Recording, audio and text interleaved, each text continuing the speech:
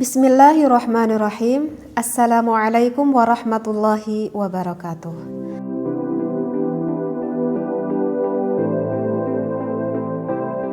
Bismillah, alhamdulillah, wassalatu wassalamu ala rasulillah. Allah memberikan rasa cinta kepada kita, kepada sesama manusia.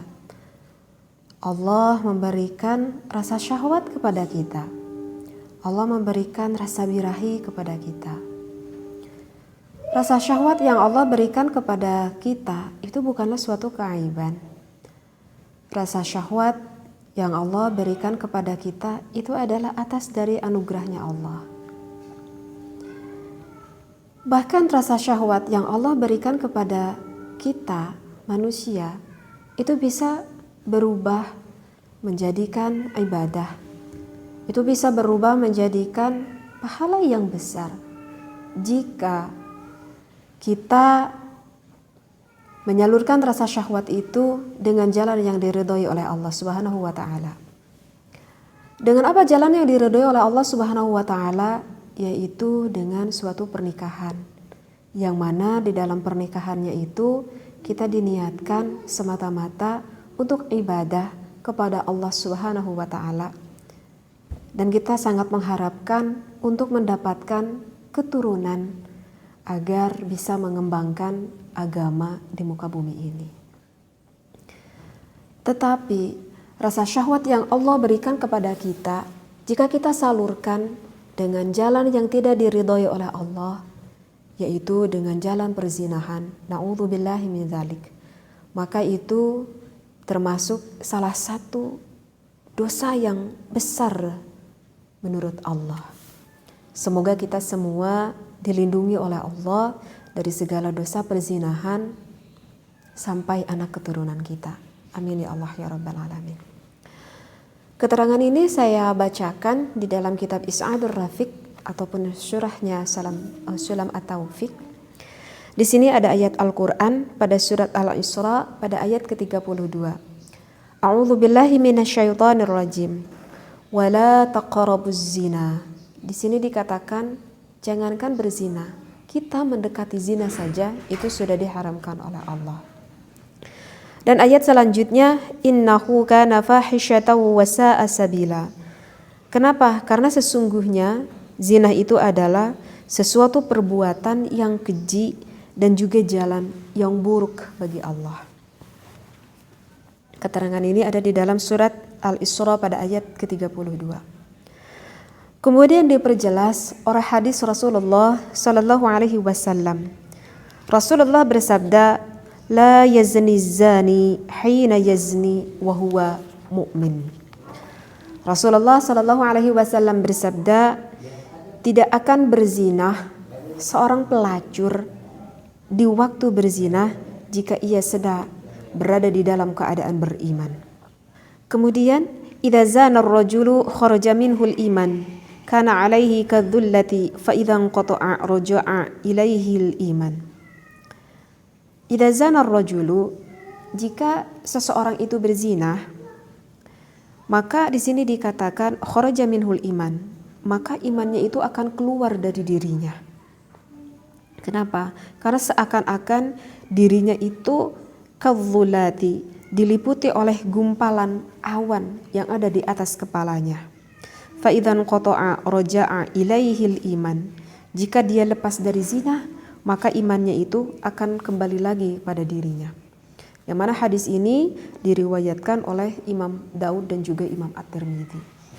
Jadi dari hadis Rasulullah sallallahu alaihi wasallam, kata Rasulullah, orang yang melakukan berzina, ketika dia sedang melakukan berzina, maka hilanglah keimanan yang ada di dalam dirinya.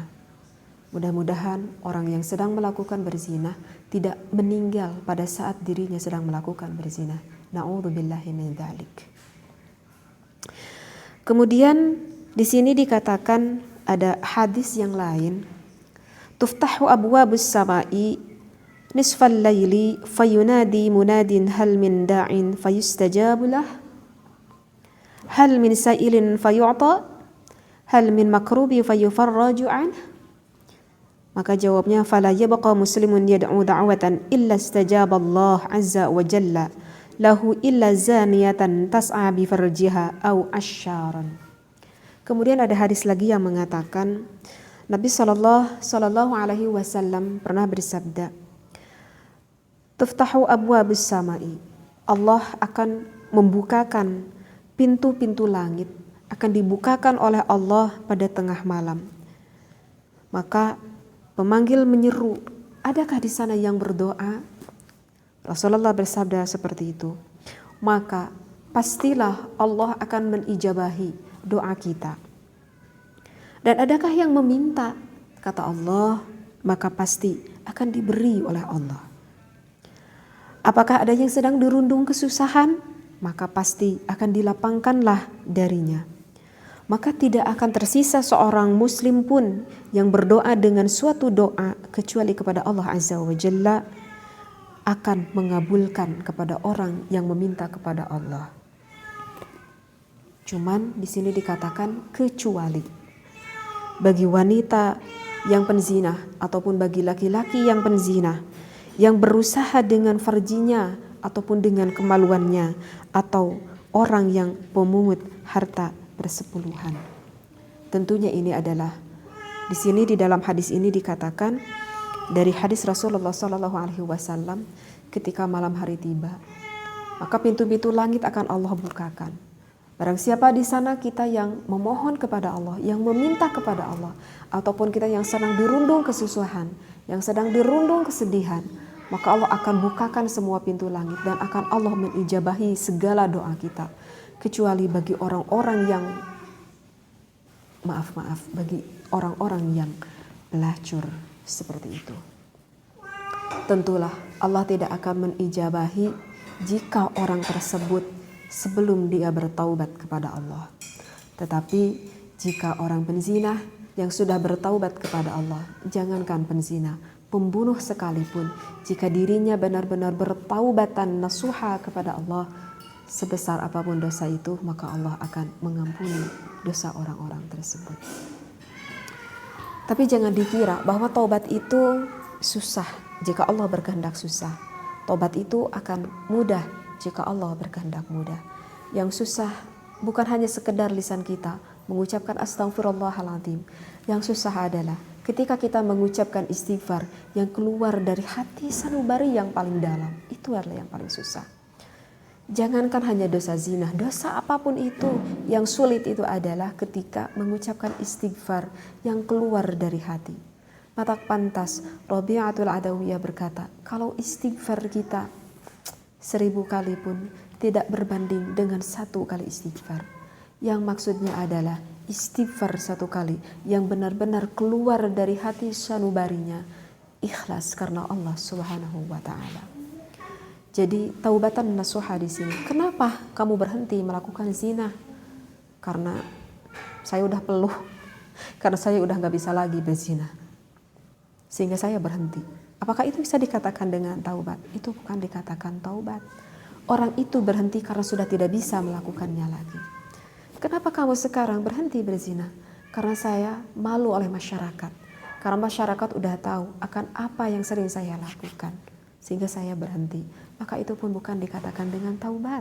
Kenapa? Karena orang itu berhenti bukan dikarenakan malu karena Allah, tetapi orang itu berhenti dikarenakan malu oleh orang-orang yang mengetahui akan kejelekan dirinya itu.